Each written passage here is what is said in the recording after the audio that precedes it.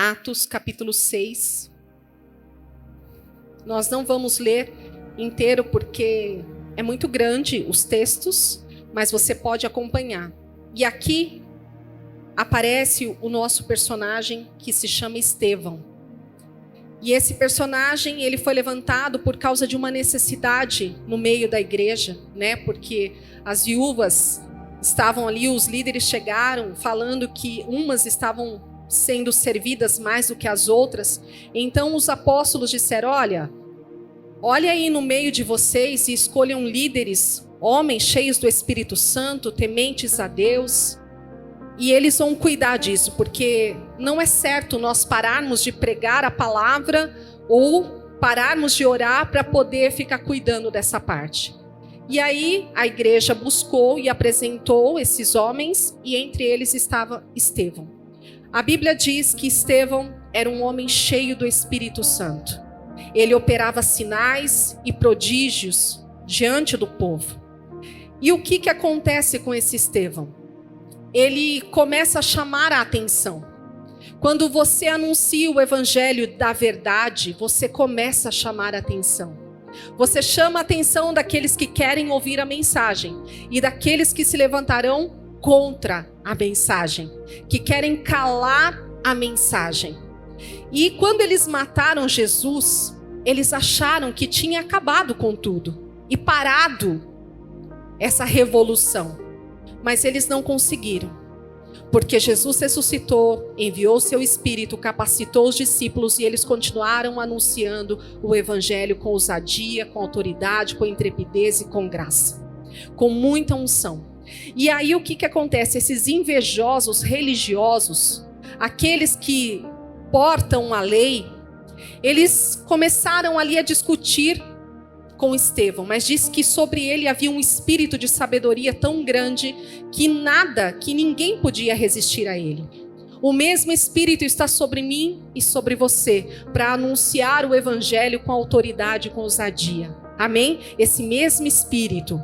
E aí, não podendo pegá-lo, contra a lei, inventaram uma mentira e levaram ele diante dos líderes religiosos. E ali ele fala, irmãos e pais. Isso você pode continuar vendo no capítulo 7. E aí ele começa a falar desde Abraão até Moisés e chegando até os dias atuais. E eu quero que você abra comigo em Atos capítulo 7 e o verso 51, que diz assim: homens de dura cerviz e incircuncisos de coração e de ouvidos, vós sempre resistis ao Espírito Santo, assim como fizeram vossos pais, também vós o fazeis. Qual dos profetas vossos pais não perseguiram? Eles mataram os que anteriormente anunciavam a vinda do justo, do qual vós agora vos tornastes traidores e assassinos.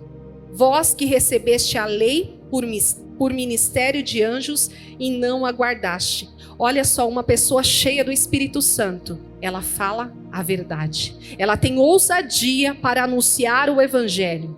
Ela disse: olha, vocês mataram, perseguiram os profetas e vocês mataram o justo. Ele estava anunciando o que eles fizeram. E aí no capítulo 5, no verso 54, diz assim: ouvindo eles isto, enfureciam-se no seu coração e rilhavam os dentes contra ele. Tinha ódio. Mas Estevão, cheio do Espírito Santo, fitou os olhos no céu e viu a glória de Deus e Jesus, que estava à sua direita. E disse: eis que vejo os céus abertos e o Filho do Homem em pé, à destra de Deus. Eles, porém, clamando em alta voz, taparam os ouvidos e unânimes arremeteram contra ele. E, lançando-o fora da cidade, o apedrejaram.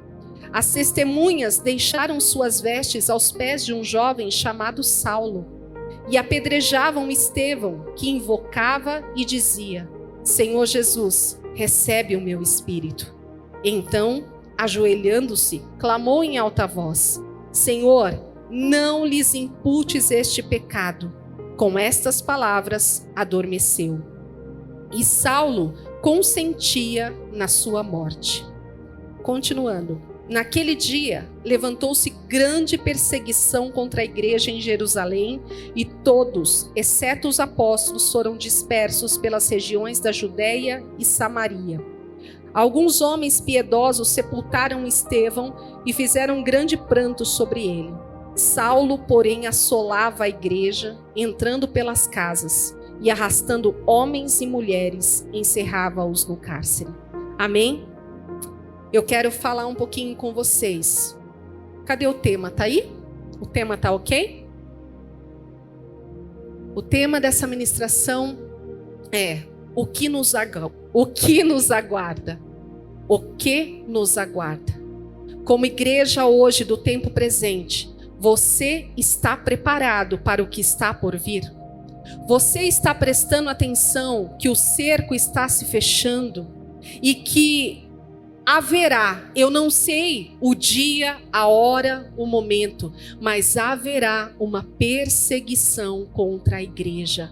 Haverá uma perseguição contra os cristãos. E você está preparado? Você está preparada? A sua fé é firme, o seu fundamento é sólido, você tem ouvido a mensagem de Jesus, você tem colocado em prática, você tem buscado a Deus, ou a sua fé ainda é pouca, é pequena?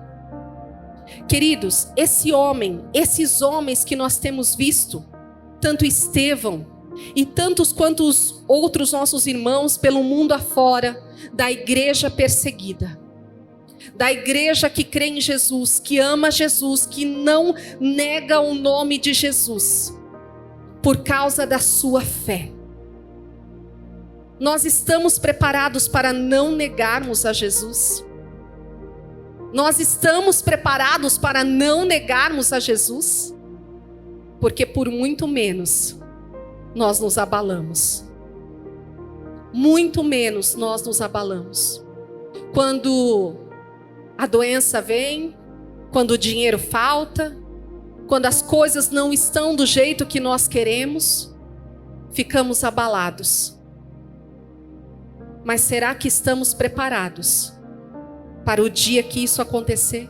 Será que a igreja brasileira está preparada para quando isso acontecer? E vai acontecer? Eu tenho certeza disso. A sua fé está fundamentada em quê? A sua fé está fundamentada em quem?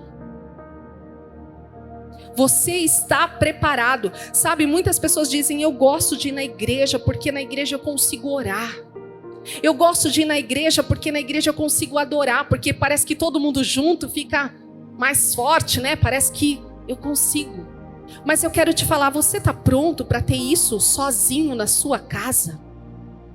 Você está pronto para orar sozinho, sozinha na sua casa?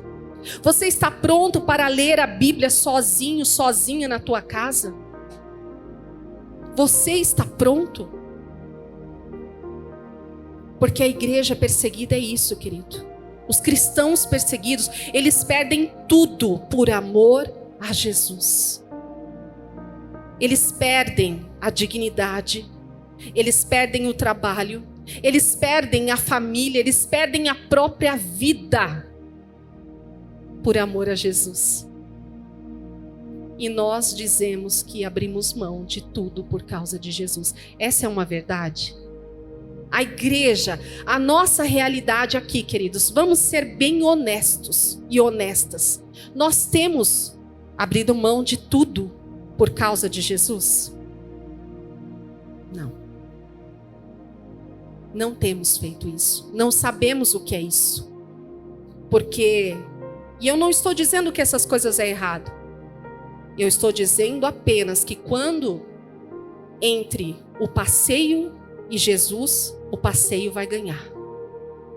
O descanso e Jesus, o descanso vai ganhar. O trabalho, o ter dinheiro e Jesus, o dinheiro vai ganhar. E nós precisamos ser honestos com isso. Porque se não formos honestos com isso, nós seremos uma igreja que está distraída aqui nessa terra. O noivo vai voltar e a noiva não vai perceber, porque está preocupada, vivendo a vida comum da terra, se moldando aos padrões dessa terra. E o noivo vem e não percebeu. E não percebeu. Estevão foi alguém que teve coragem de morrer pela sua fé. Ele foi o primeiro mártir. O que é ser um mártir? É uma pessoa submetida à tortura ou mesmo à morte, pela recusa de renunciar à fé cristã ou a qualquer de seus princípios. Fortaleça a tua fé. Fortaleça a tua fé. Para que você não seja roubada, para que você não seja roubado. Para que quando o noivo, ao ouvir o som da trombeta, você não seja como as virgens imprudentes. Elas eram igrejas. Elas se reuniam também. Elas também tinham azeite, só que não era suficiente. Não era para aguardar até a vinda do noivo. Não era. Como está o seu azeite? Como está a sua busca? Como está a sua sede pelo retorno de Jesus? Essa igreja, esse povo, esses irmãos, eles anseiam, eles não têm mais nenhum plano aqui nessa terra, sabe por quê? Porque a pátria que eles esperam não está aqui, o reino que eles esperam não é daqui. O reino vai vir com Jesus Cristo, e nós reinaremos no reino dele. É nesse lugar. Então não faz sentido acumularmos e juntarmos tantas coisas, como aquele homem que teve uma grande plantação, e um dia ele olhou para tudo que ele tinha construído, e ele disse: eu vou derrubar esse celeiro e vou construir um ainda maior, para juntar todas as sementes que eu tiver. E diz que aquela noite ele morreu, e ele não tinha construído nada para a eternidade. Nada ele tinha construído. Cada oferta, cada semente que nós lançamos no reino de Deus, nós estamos construindo para a eternidade. Cada obra de justiça nós estamos construindo para a eternidade. Não é para este mundo. Queridos, nós vamos desfrutar daquilo que o Senhor nos der, mas o nosso sonho, o nosso apego não deve estar nisso. A nossa esperança é que Jesus voltará para nos buscar, e tudo que Ele nos permitiu vivermos aqui ficará, querido. E nós não podemos ficar junto com essas coisas. Nós temos que estar dispostos, dispostas e prontos e atentos para o chamado do noivo,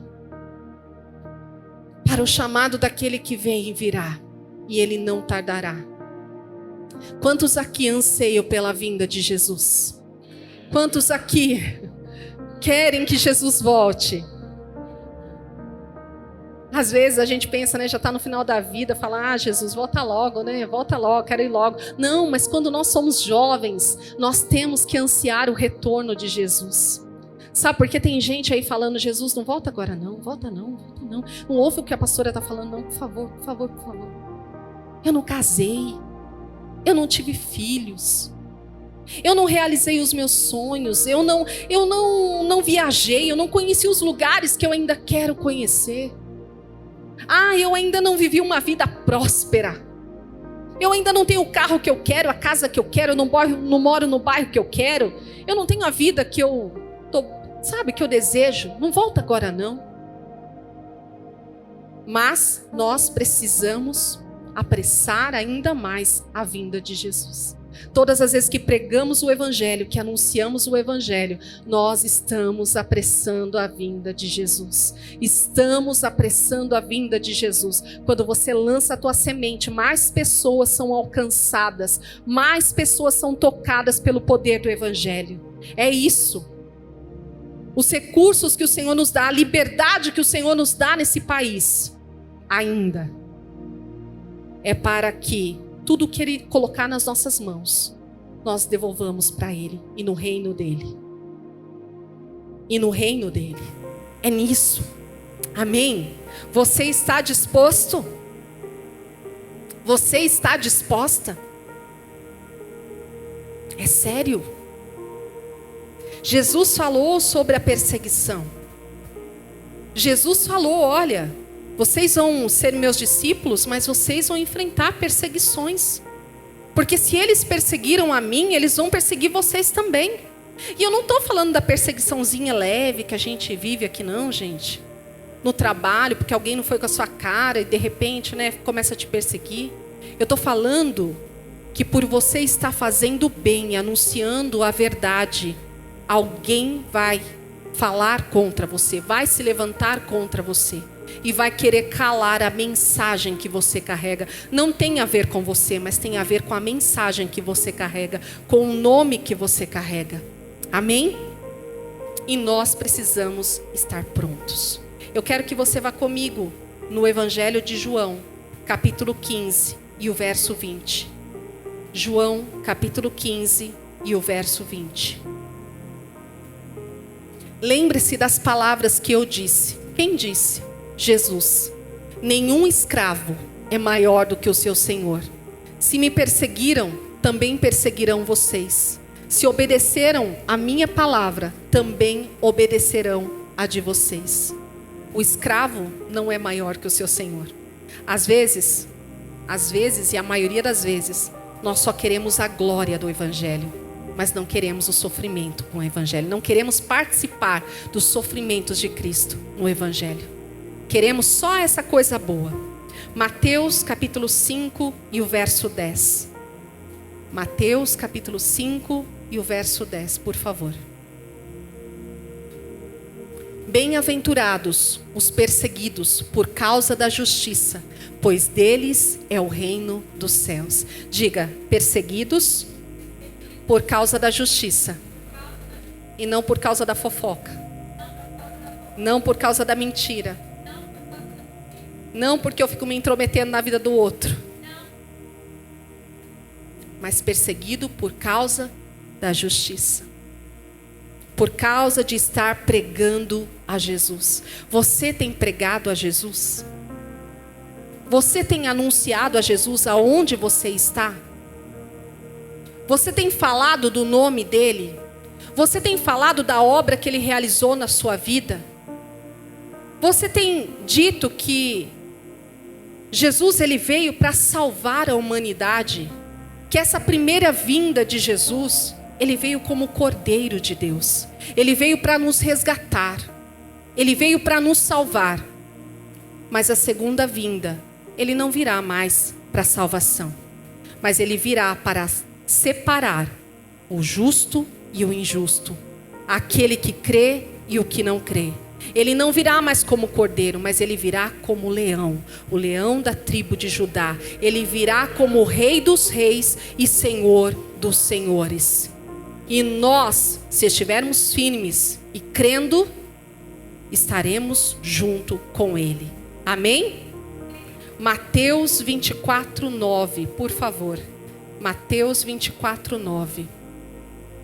Diz: então eles os entregarão para serem perseguidos e condenados à morte. E vocês serão odiados por todas as nações, por causa do meu nome. Por causa do nome de Jesus. Imagine Jesus falando isso para os discípulos. Talvez parecesse alguma coisa muito distante para os discípulos. Assim como eu estou falando para você aqui hoje. Nossa, o que a pastora está falando? Nós estamos num país livre, onde o evangelho pode ser pregado, onde a Bíblia pode ser lida, onde nós podemos vir cultuar. Queridos, quando nós falamos, não falamos exatamente do agora, mas já estamos falando de dias futuros. E se você tem olhos, você está vendo o que está acontecendo na terra. Se você tem olhos, se você tem ouvidos, você está percebendo que o dia está próximo. Eu não sei se é hoje, se é amanhã, se é daqui 10 anos, 20 anos, eu não sei. mas eu sei que está próximo. A terra está gemendo e todos nós estamos vendo. Todos nós estamos vendo o que está acontecendo. Não podemos ser negligentes nisso. 2 Timóteo capítulo 3 e o verso 12. 2 Timóteo capítulo 3 e o verso 12. De fato, todos os que desejam viver piedosamente em Cristo Jesus serão perseguidos. Você quer viver piedosamente em Cristo? Sim ou não? Queridos, fica firme, Jesus vai estar conosco. Ele não vai nos deixar, fica tranquilo. Não tem como fugir. Se você não quiser passar pela perseguição, você vai ter que renunciar a Jesus. Se você quiser ser aceito nesse mundo, você nega a sua fé. Mas se você quiser continuar na sua fé, você vai ter que estar pronto para isso. Você vai ter que estar pronto. Se você quiser viver uma vida piedosa em Cristo, saiba que você e eu enfrentaremos perseguições. 2 Coríntios, capítulo 4, do verso 8 e 9. 2 Coríntios, capítulo 4, verso 8, capítulo 4.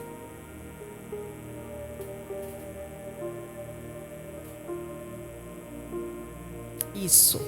De todos os lados somos pressionados, mas não desanimados. Ficamos perplexos, mas não desesperados. Somos perseguidos, mas não abandonados. Abatidos, mas não destruídos. O apóstolo Paulo sabia o que era isso. Ele sabia, porque quando ele teve um encontro real com Jesus, querido, quem tem um encontro real com Jesus, quando você é cheio do Espírito Santo, você não teme anunciar o evangelho com ousadia e com autoridade. Ministrar, você não tem medo da morte, porque a morte só diz que eu estou mais próximo de Jesus. É isso. É a esperança eterna. É isso. É pregar mesmo, é anunciar mesmo. Sabe, nós é verdade, se perguntarmos aqui, cada um tem uma história. Cada um tem um sofrimento, cada um tem uma verdade que viveu na sua vida. Mas eu quero te falar, nós ainda não experimentamos nada. Nós não podemos justificar, nós não estamos entregando nada. Nós ainda vamos entregar, queridos, é isso. Eu não sei, eu já tive uma filha que já está com o Senhor. E isso não pode me parar, porque eu amo o Senhor. Porque eu quero estar com Ele e eu sei que um dia eu vou vê-la. Eu sei. Já passei por inúmeras situações aqui que talvez teriam acabado com a minha vida. Mas eu disse, não, eu vou continuar porque eu amo Jesus. Eu sei que Ele me chamou. E Ele te chamou. A situação que você está vivendo não é desculpa para negar a sua fé e o seu chamado e a sua missão. Não dê desculpas para Jesus, porque naquele dia as suas desculpas não valerão nada. Ele não vai querer saber das suas desculpas. Ele vai dizer que Ele não poupou nem o próprio filho dele. Ele não poupou. Mas Ele entregou por nós. E Jesus teve que passar, Ele disse, afasta de mim, se possível, Senhor, esse cálice. Mas Ele disse, seja feita a tua vontade. Queira participar da glória, é muito bom. Essa presença maravilhosa. É muito bom quando a nossa vida está dando certo em todas as áreas. O casamento está bom, tudo vai bem. Mas quando vem o dia mau, é nesse dia que a nossa fé é provada. É nesse dia que a sua fé passa pelo fogo e ela é purificada. E você começa a crescer no conhecimento de Jesus. E você sabe, você começa a amadurecer no relacionamento com Ele. Se você amadureceu no relacionamento com Jesus, você consegue passar por qualquer coisa nessa vida. Hebreus capítulo 13 e o verso 3. Hebreus capítulo 13 e o verso 3. diz assim: lembre-se dos que estão na prisão, como se estivessem aprisionados com eles. Dos que estão sendo maltratados, como se vocês mesmos estivessem sendo maltratados. Amém? Aqui fala muito, né, da igreja perseguida. Fala muito dos nossos irmãos que estão espalhados pelo mundo. E quando nós fazemos as nossas ofertas, lançamos a nossa semente, nós estamos nos lembrando daqueles que estão presos, daqueles que estão sendo maltratados por causa do Evangelho, por causa que não negaram a sua fé. Hoje mesmo eu estava vendo um vídeo de uma mulher no site do Portas Abertas, né, que cuida da igreja e fala e nos leva a orar e nos fazer conhecer essa realidade da igreja perseguida, e conta a história de uma mulher que ela trabalhava com uma outra ali no Afeganistão, e a sua líder entregou uma Bíblia para ela, sem pregar nada para ela, porque não pode, você tem que ir, né? E tudo muito devagar. E aí entregou a Bíblia, e ela chegou com aquela Bíblia na casa dela, mostrou para o esposo dela, e ela falou assim: o meu esposo me amava muito, e ele disse: olha, o que você decidir, nós vamos crer juntos. E aí eles começaram a ler a Bíblia. Em 6 meses eles leram o Antigo e o Novo Testamento. E eles se converteram, e eles se batizaram, eles entregaram a sua vida realmente para Jesus. E eles começaram a pregar o Evangelho, começaram a anunciar o Evangelho. E um dia o esposo dela saiu de casa e ela fica ligando para ele e só dá caixa postal.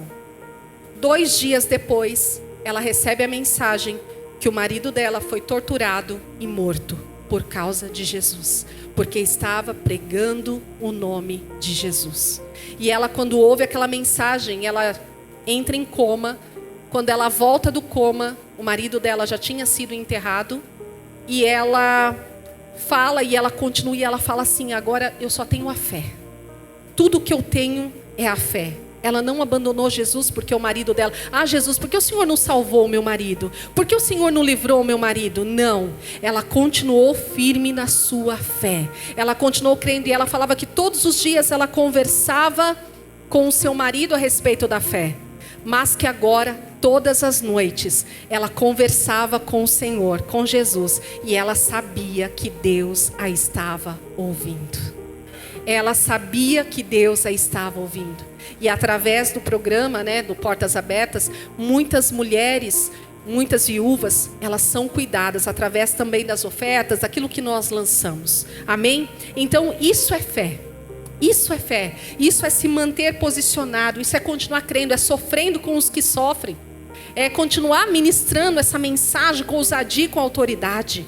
Amém? Hebreus capítulo 10, do verso 32 ao 34. Hebreus capítulo 10, do 32 ao 34. Lembre-se dos primeiros dias, depois que vocês foram iluminados, quando suportaram muita luta e muito sofrimento. Só um minuto aqui, volta ali para mim, por favor. Quantos de nós, quando entregamos a nossa vida a Jesus, enfrentamos desafios, muitas lutas, porque às vezes nem todo mundo da família se converteu. Então, você enfrentou uma resistência dentro da sua família, enfrentou uma resistência dentro da sua casa. Lembre-se desses dias, quando você foi iluminado, quando suportaram muita luta e muito sofrimento. Continua, por favor. Algumas vezes vocês foram expostos publicamente a insultos e tribulações. Você está pronto para isso? Para ser insultado e não responder nada? Você está pronto para isso? Em outras ocasiões, fizeram-se solidários com os que assim foram tratados. 34. Vocês se compadeceram dos que estavam na prisão e aceitaram alegremente o confisco dos seus próprios bens. Ai, ai. Olha só. Pois sabiam que possuíam bens superiores e permanentes. Está preparado para ter os seus bens confiscados? Aquilo que a gente pensa que é dono, você não é dono, você sabe. Se vem uma perseguição, tira tudo de você. Você está preparado para isso? Você está preparado para ouvir insultos por causa da sua fé? Por causa do nome? Até um tempo atrás, aqui no Brasil, ser cristão era careta. Não é verdade? Ser crente era careta. Ser crente era uma coisa, nossa, é crente. A criança era, sofria bullying, vamos dizer assim, na linguagem de hoje, na escola. Ninguém queria ficar ali perto. Olha lá os crentes. Zombavam. Ninguém queria. Mas aí chegou uma época que veio o gospel. E aí ficou tudo lindo. Todo mundo queria ser cristão. Todo mundo queria se converter porque era muito legal. É muito legal ser crente. É muito legal, muito glamour, é muito estrelismo, é muito tudo. Só que tem um monte de crente fraco. Porque o evangelho que foi apresentado não é o evangelho verdadeiro. É um evangelho de barganha. É o evangelho que Jesus teve que entrar lá no templo e derrubar, virar as mesas. É esse evangelho que foi apresentado. E por isso muitas pessoas não ficaram.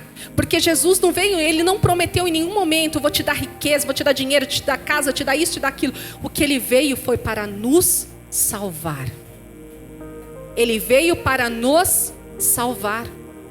Para nos livrar da morte eterna. Você sabe que existe, além, se Jesus não voltar, além dessa primeira morte que todo mundo, se Jesus não voltar, vai ter que passar, que ninguém gosta, que a morte é difícil, mas ainda terá o dano da segunda morte, que é o que, querido? É morrer eternamente, estar distante de Deus eternamente para sempre. Não tem mais chance. Então, a chance que você tem de se converter, de receber Jesus Cristo como Senhor e Salvador da sua vida, é hoje, é agora, é nesse momento. Não tem outra chance. Quando Ele voltar, acabou, querido, não tem chance. Aproveita esse momento. É até estranho falar para crente se converter, mas nós temos que nos convertermos verdadeiramente. Verdadeiramente, o nosso coração precisa se converter em todas as áreas e em todos os sentidos. 1 Pedro, capítulo 4, do verso 12 ao 16. 1 Pedro, capítulo 4, do 12 ao 16. Amados, não estranhe o fogo que surge entre vocês para prová-los, como se algo estranho estivesse acontecendo. Antes, alegrem-se à medida que participam dos sofrimentos de Cristo, para que também, quando a glória dele for revelada, vocês exultem com grande alegria. Se são insultados por causa do nome de Cristo, vocês são bem-aventurados, pois o glorioso Espírito de Deus repousa sobre vocês. Portanto, nenhum de vocês sofra como assassino, ladrão, criminoso, nem como quem se intromete nos negócios alheios. Contudo, se sofre como cristão, não se envergonhe, mas glorifique a Deus por meio desse nome. Se você sofre como cristão, não se envergonhe, porque era isso que os apóstolos, que os discípulos faziam. Quando eles eram açoitados, eles se alegravam por poder participar do sofrimento de Cristo, por poder glorificar a Deus. É isso. Glorifique a Deus. Se você não está sendo perseguido porque está falando mal da vida dos outros, se intrometendo em negócios que não deveria, roubando, matando, se prostituindo, mas você está sendo perseguido por causa do nome de Jesus, por causa do Evangelho, se alegre, se alegre, se alegre, se alegre. Queridos, é fácil nos alegrarmos quando há churrasco, quando há festa. Difícil é se alegrar quando os dias maus chegam. É difícil. Mas o Senhor nos chama, se alegre, se alegre. Diga como a igreja perseguida: eu me alegro por poder participar dos sofrimentos de Cristo. Romanos capítulo 12 e o verso 14. Romanos 12, 14. Abençoem aqueles que os perseguem, abençoem-nos e não os amaldiçoem. Aham. Você está abençoando ou você está amaldiçoando? A pessoa nem está te perseguindo por causa de Jesus, vai. Às vezes só lá no trabalho que não foi com a sua cara, está te perseguindo. Você está abençoando ou você está falando mal? Amaldiçoar é falar mal. Você está amaldiçoando? Olha só.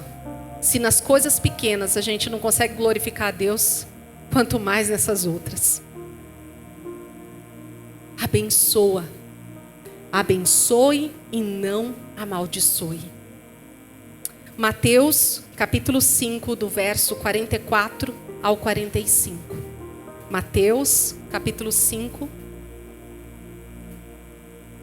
Mas eu digo, amem os seus inimigos e orem por aqueles que perseguem vocês, para que vocês venham a ser filhos do seu Pai, que está nos céus. Porque Ele faz raiar o sol sobre maus e bons, e derramar chuva sobre justos e injustos. Abençoa. Se você fizer isso, você está sendo semelhante ao seu Pai. Quando você amaldiçoa, você não está sendo semelhante a Ele. Abençoa. Está sendo perseguido? Vai vir dias de perseguição? Abençoa. Tiago, capítulo 5. Tiago, capítulo 5, do verso 10 ao 11. Irmãos, tenham como exemplo de paciência no sofrimento os profetas que falaram em nome do Senhor. Saibam que consideramos felizes aqueles que perseveram. Vocês ouviram falar sobre a perseverança de Jó e viram o fim que o Senhor lhe proporcionou, pois o Senhor é cheio de compaixão e de misericórdia. Na tribulação é necessário perseverança. Você vai ter que perseverar na sua fé, permanecer na sua fé. Lá na sua escola, permaneça na fé. Você é um jovem, uma criança que tem recebido fundamentos. Espero que o seu pai, sua mãe tenha te dado fundamentos para que você permaneça firme na sua fé. Não negocie os seus valores, não negocie os seus princípios. Não negocie. Pai e mãe, dê fundamentos aos seus filhos. Mas se você não tiver fundamento, o que você vai oferecer? Se você não estiver fundamentado, como que você vai oferecer fundamento? Seja o modelo, seja o exemplo. Seja o modelo e exemplo de fé. De ensinar o caminho para os teus filhos. Amém? Lá em Tiago, né? 2 Coríntios, capítulo 12 e o verso 10. 2 Coríntios, capítulo 12 e o verso 10. Por isso, por Cristo, alegro-me nas fraquezas. Diga, eu vou me alegrar nas fraquezas, nos insultos, nas privações, nas perseguições, nas angústias. Pois quando sou fraco, então é que sou forte. É aí que Deus quer manifestar o poder dele. É na nossa fraqueza que ele vai revelar o poder dele. Quando eu penso que sou fraco, então eu estou forte por causa dele. Por causa do poder dele que opera em mim e em você. Nos dias difíceis, saiba que você, embora esteja passando por momentos difíceis, você está mais forte do que imagina. Porque você está dependendo do Senhor. Amém? 2 Timóteo, capítulo 3, o verso 10 ao 13. 2 Timóteo, capítulo 3. Entretanto, vocês têm seguido de perto o meu ensino, a minha conduta, o meu propósito, a minha fé, a minha paciência, o meu amor, a minha perseverança. As perseguições e os sofrimentos que enfrentei, coisas que me aconteceram em Antioquia, Icônio e Listra. Suportei essas perseguições e o Senhor me livrou de todas elas. De fato, todos os que desejam viver piedosamente em Cristo Jesus serão perseguidos. O apóstolo Paulo sabia do que estava falando, sim ou não? Sim, né? Ele sabia de tudo aquilo que ele tinha enfrentado. E ele está dizendo aqui para Timóteo: você é uma testemunha de como eu tenho vivido, de como eu tenho crido, de como eu tenho anunciado o evangelho e o preço que eu tenho pago por causa de servir e não negar a fé e anunciar a Jesus. Você é testemunha.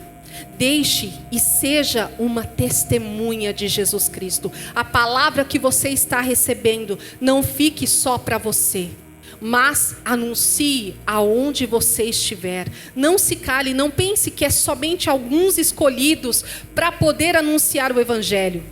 É todo mundo que pode anunciar, todo aquele que crê pode anunciar o evangelho de Jesus Cristo. Pode falar que Jesus salva, que Jesus é Senhor, que Ele reina e que um dia Ele voltará para nos buscar. Você pode anunciar isso, porque sobre você está o Espírito de Deus. A primeira igreja, essa igreja aqui, ela era guiada pelo Espírito Santo.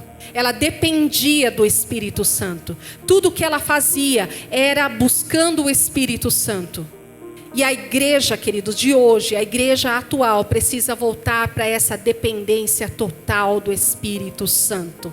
Deixarmos nos ser guiados totalmente por Ele e dizer o que o Senhor quer que faça, como o Senhor quer que faça. É isso que nós devemos fazer. Amém? Amém? Glória a Deus, que festa legal, né? Que festa bonita. Olha para essa pessoa que está do seu lado, dá um sorriso para ela. Aleluias. Diga assim: Jesus é bom. Ele cuida de mim. Ele me alinha. Né? Ele me alinha. Marcos capítulo 10, do 29 ao 30. Quando eu estou querendo dar uma fugidinha, ele fala: volta aqui, para onde você está indo?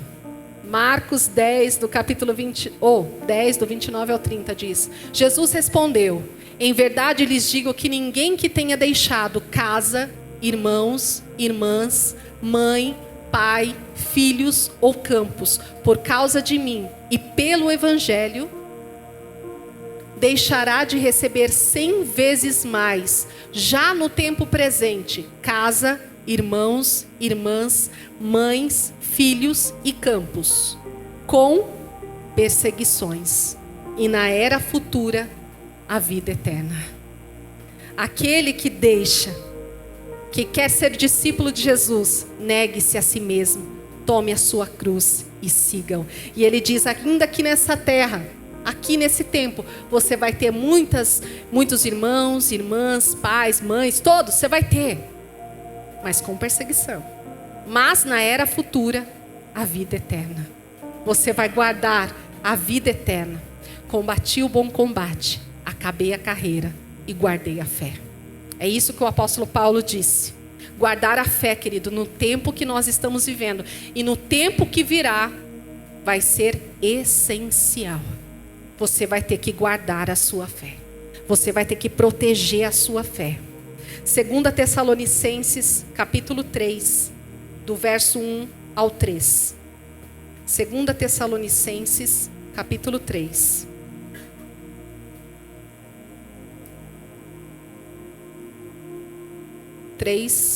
Do 1 ao 3. Finalmente, irmãos, orem por nós, para que a palavra do Senhor se propague rapidamente e receba a honra merecida, como aconteceu entre vocês.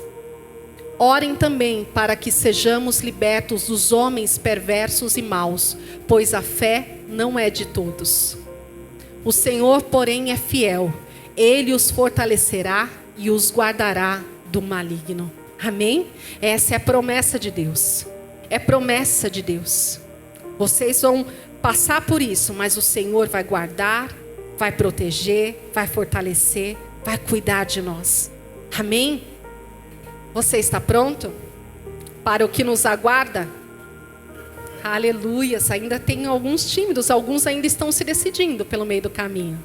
Estão dizendo: Senhor, será que é isso mesmo? Será que eu fiz uma boa escolha?